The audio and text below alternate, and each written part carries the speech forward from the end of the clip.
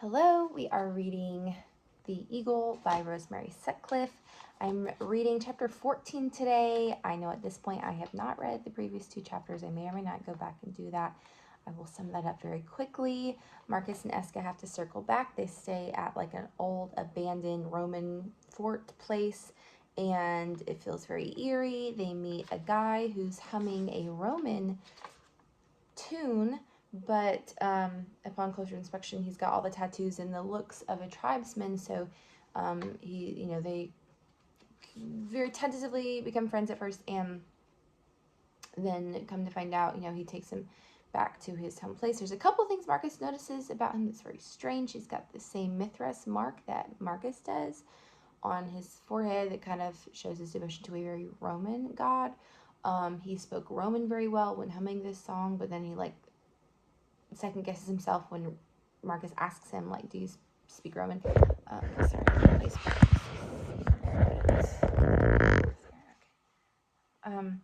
And anyway, so it's all very strange. And then come to find out, they go back to his house. We meet his very, very much tribesman wife and their kids.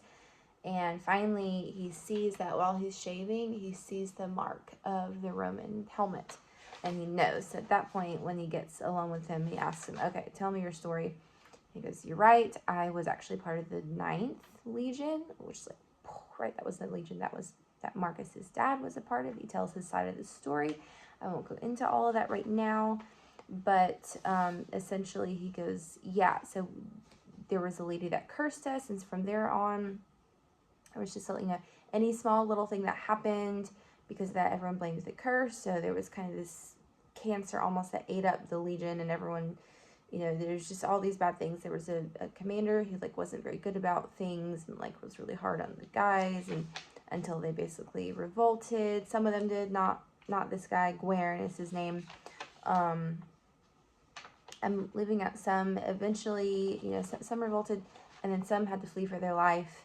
And at that point, he had a bad leg and he couldn't deal with being chased after. So he kind of just hid and bled into, the countryside, and eventually found himself a nice, home to settle down in, and found himself a wife and all that.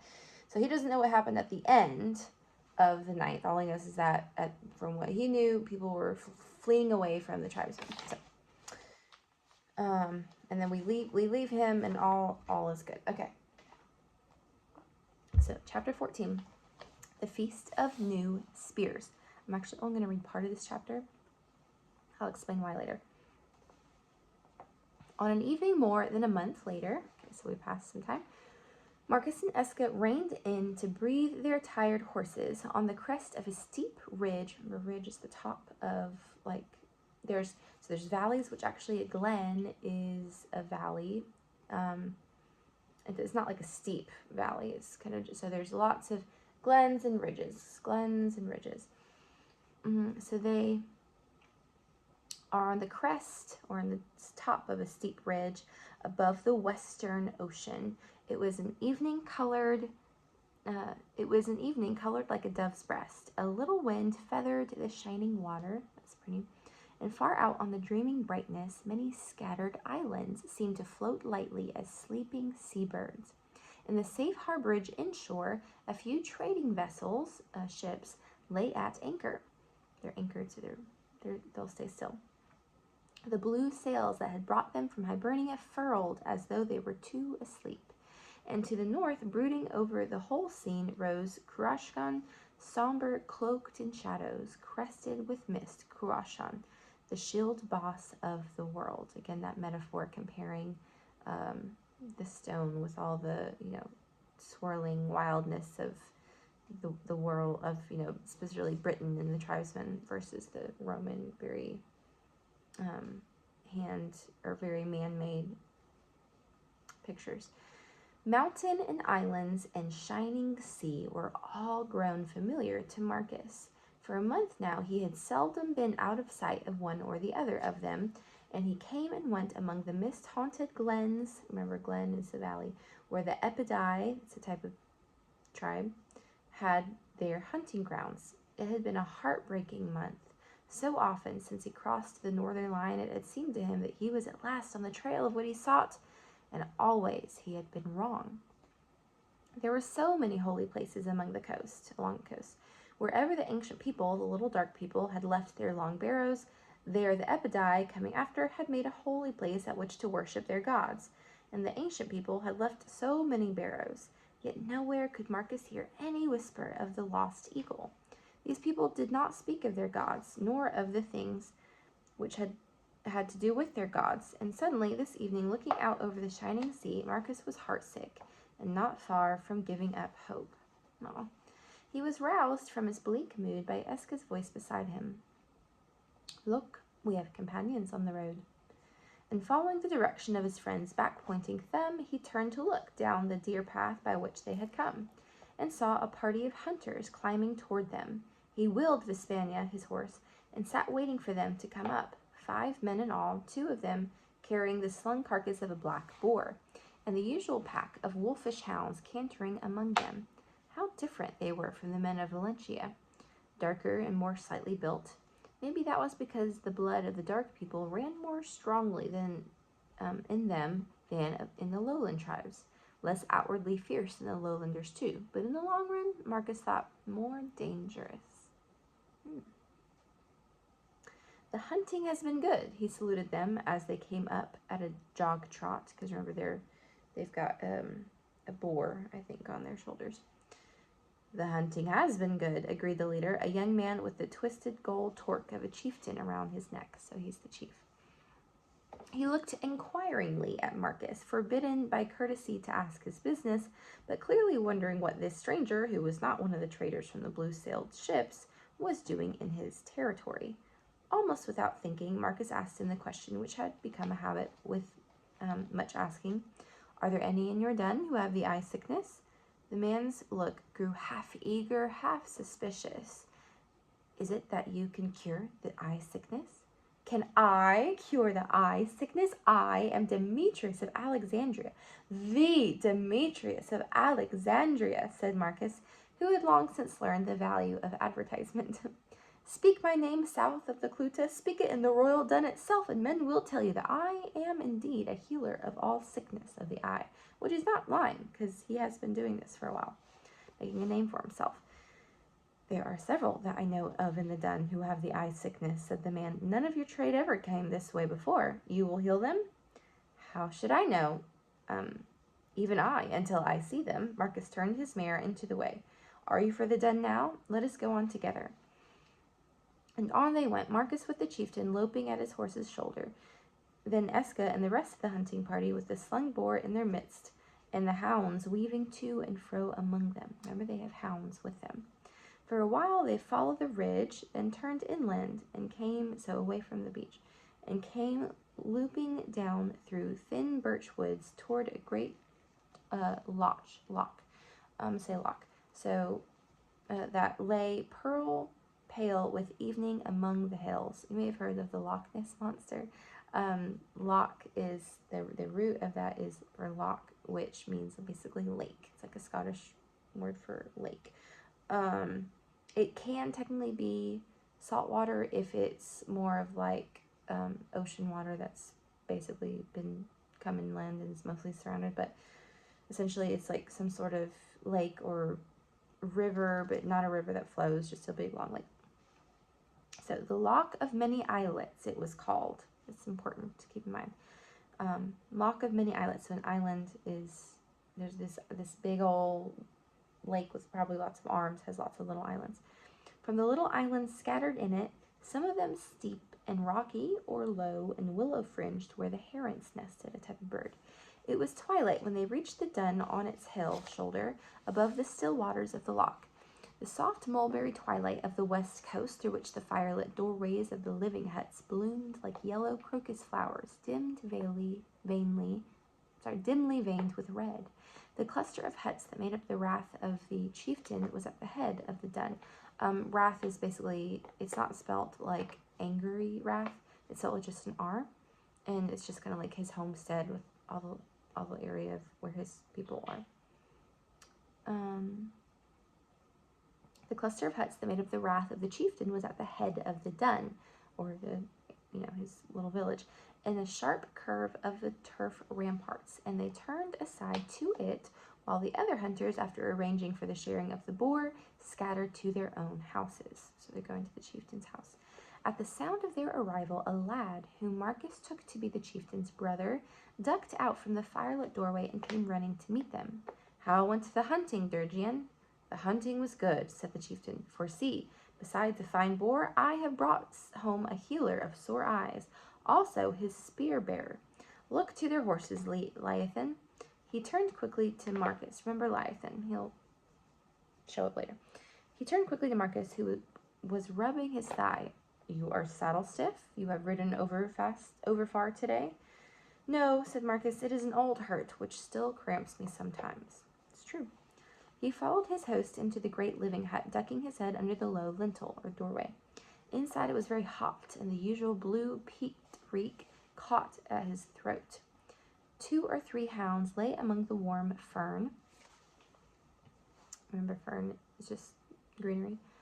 A little wizened woman, evidently a slave, bent over the raised hearth, stirring the evening stew in a bronze cauldron. We saw a bronze cauldron at Gwern's house, and remember it meant a sign of, being well-to-do, having really, it was a sign of almost wealth. So, of course, it's the chieftain, so it makes sense that he has one. And did not look up at their coming in, but a gaunt old man who sat beyond the fire peered at them through the eddying peat smoke with bright, masterful eyes. That was in the first instant. Then the curtain of beautifully worked deerskins over the entrance to the women's place was drawn aside, and a girl appeared on the threshold, a tall girl, dark even for a woman of the Epidai, in a straight green gown, clasped at the shoulder with a disk of red gold as broad and massive as a shield boss. She had been spinning, it seemed, for she still carried a spindle and distaff. "I heard your voice," she said. "Supper is ready and waiting." "Let it wait a while longer, Fionhula, my heart," the Durgian said the chieftain. "I have brought home a healer of sore eyes, therefore do you bring out to him the little cub." The woman's long dark hair moved quickly with a kind of startled hope in them to Marcus's face, then back to the chieftain's. She turned without a word, letting the curtain fall behind her, and a few moments later she was back, holding a little boy of about 2 in her arms. Ooh. A brown, pleasant infant, dressed in the usual coral bead, but as the light fell on his face, Marcus saw his eyes were so swollen and red and crusted that they would scarcely open. "Here is one for your healing," said the chieftain. "Yours?" Marcus asked. "Mine." "He will be blind," said the old man by the fire. "All along I have said that he will be blind, and I am never wrong." Marcus ignored him. "Give the little cub to me," he commanded. "I will not hurt him." He took the little boy from his mother with a quick, reassuring smile and slipped down awkwardly on his sound knee beside the fire. The child whimpered, turning away from the fire. Evidently the light hurt him. Not blind already, then. That was something. Very gently he turned the little boy's face back to the firelight. "There, cubling, it is but for a moment. Let me look. What is this you have been putting in the child's eyes?" "Toad's fat," said the old man. "With my own hands I salved them, though it is woman's work, for my grandson's wife is a fool." Ooh, not very kind. "Have you found it do any good?" The old man shrugged his gaunt shoulders. "Maybe not," he said grudgingly. "Then why use it?" "It is the custom. Always our women folk put toad's fat on such places. But my grandson's wife," the woman who just brought the boy in. The old man spat juicily to express his opinion of his grandson's wife. "But all along I have said the child will be blind," he added in the satisfied tone of a true prophet. Lovely guy. So this is the chief's grandfather. So it's the great-grandfather of the little boy. Marcus heard the girl behind him catch her breath in agonized protest and felt his own temper flash up in him, but he had the sense to know that if he made an enemy of the old devil, he might as well give up any hope of saving the child's sight. So he said peaceably enough, "We will see. Toad's fat is doubtless good for sore eyes, but since it has failed this time, I shall try my own salves, and it may be that they will do better." Marcus is playing the long game here. And before the old man could get in another word, he turned to Fionhua. "Bring me warm water and linen rags," he said, "and light a lamp. I must have light to work by, not this flickering fire glow. Eska, do bring me my medicine box." And then and there, while the mother held the sick child in her lap, he set to work, bathing, salving, bandaging, by the light of the lamp which the slave woman deserted the stew to hold for him. Marcus and Eska remained many days in the den of Durgian. Always before, Marcus had merely started the good work, left a lump of salve and instructions how to use it, and moved on. But this time was different. The child's eyes were worse than any that he had to tend before, and there was the grandfather and his toad fat to be reckoned with. This time he would have to stay. Well, he might as well stay here as any other place, since he was likely or as unlikely to be near finding the eagle as anywhere else. So he stayed, and a weary stay it seemed. The days went very slowly, for he had long empty stretches of time on his hands, and after the first sharp battle for the cub's sight had been won, and it was only a question of waiting, they seemed to crawl more slowly still.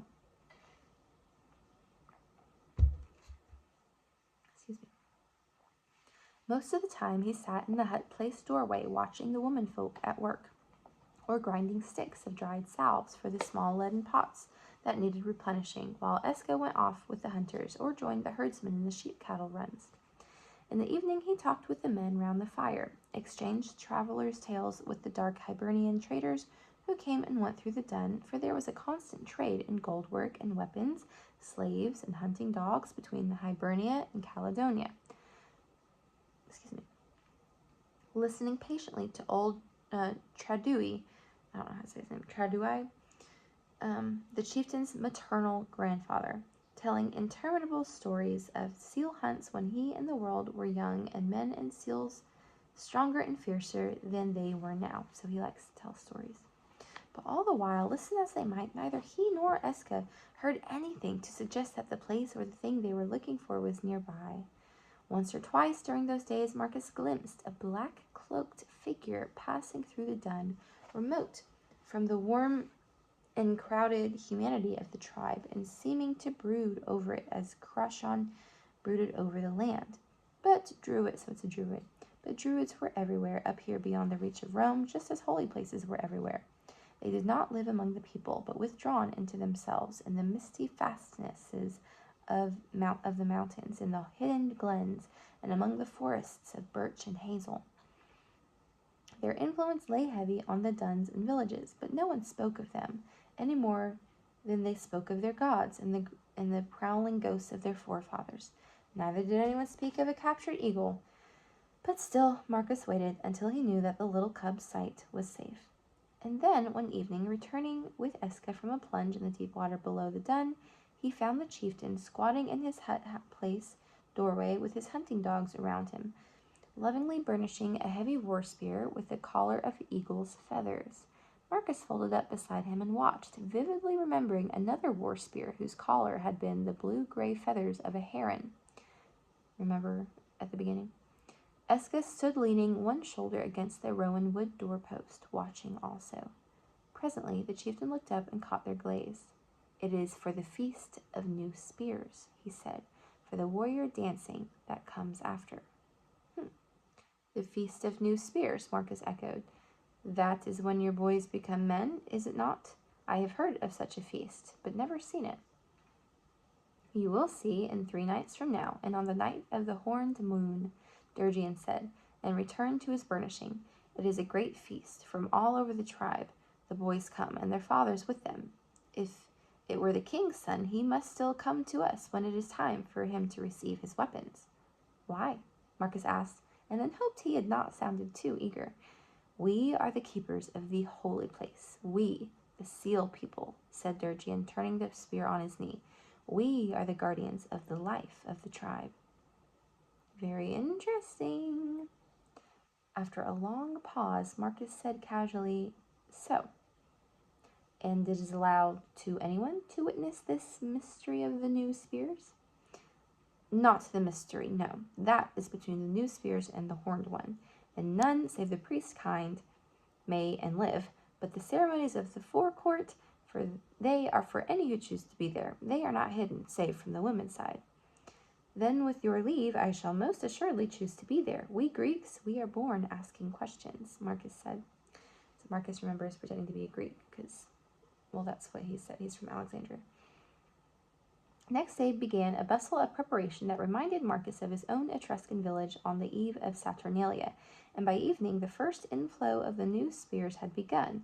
Boys and their fathers from the furthest fringes of the tribal lands, riding fine small ponies, wearing their brightest clothes, and many of them with their hounds cantering along beside. Odd, he thought, watching them, odd that people so poor in many ways, hunters and herdsmen who do not till the soil and live in mud hovels in acute discomfort, should enrich the bridles of their superbly bred ponies with silver and bronze and studs of coral, and clasp their cloaks with buckler brooches of red Hibernian gold. There was an in-swarming of another kind, too, of merchants and fortune-tellers, harpers, and horse-dealers, who encamped with the tribe on the level shores of the loch until the whole stretch below the dun was dark with them. It was all warm and gay and human, a market crowd of a large scale, and nowhere any sign of the strangeness that Marcus had expected. But there was to be strangeness enough before the feast of new spears was over. It began on the second evening, when suddenly the boys who were to receive their weapons were no longer there. Marcus did not see them go, but suddenly they were gone, and behind them the dun was desolate. The men daubed their foreheads with mud, the women gathered together, wailing and rocking in ritual grief. From within the dun and far and from the encampment below the ramparts, the wailing rose on as the night drew on.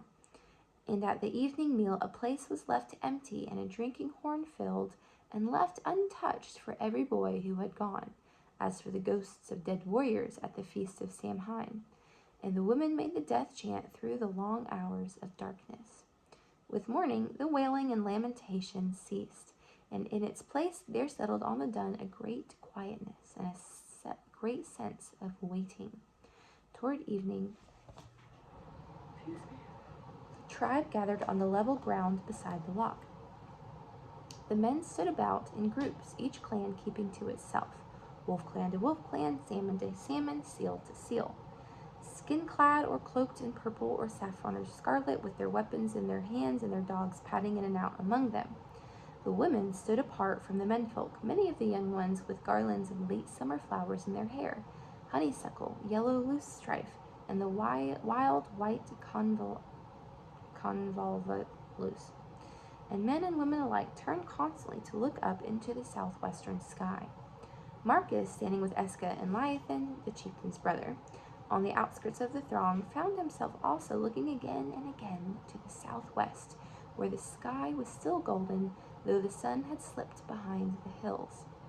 And then, quite suddenly, there it was, the pale curved feather of the new moon caught in the fringes of the sunset. Somewhere among the women's side, a girl saw it in the same instant and raised a strange, haunting, half-musical cry that was caught up by the other women, then by the men. From somewhere over the hill, seaward, a horn sounded. No braying war horn, but a clearer, higher note that seemed perfectly akin to the pale feather hanging remote in the evening sky.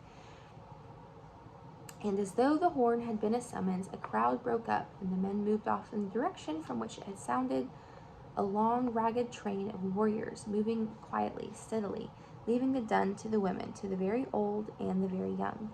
Marcus went with them, keeping close to Liathan, as he had been told, and suddenly, very glad to know, Esca was walking at his shoulder in this strange multitude. Okay, I'm going to stop here. The rest of the chapter is a very strange celebration, if you will, ritualistic dance in honoring of this, boys becoming men, the Feast of New Spears. It's very dark, where some of them are dancing and on, becoming, the animals that they represent, and it's very strange. It's filled with this very eerie sense, with wild yelling, and at some point they all put down their knees and bowing to, the different whatever. It's just very strange, very dark. probably is actually based in some things that might have really happened, very historically accurate, I'm sure. To me personally, it feels a bit demonic, but there we have it. So, but towards the end, I did want to pick back up towards the end. After the last boy came one last priest, not a totem priest as the others had been. His headdress was made of the burnished feathers of a golden eagle, and a long roar burst from the crowd as the curtain dropped, clashing into place behind him. But to Marcus, everything seemed for a moment to have grown very still, for the last comer was carrying something that had once been a Roman eagle. Ta-ta-ta. Okay, we have found it. We will find out what happens in the next chapter.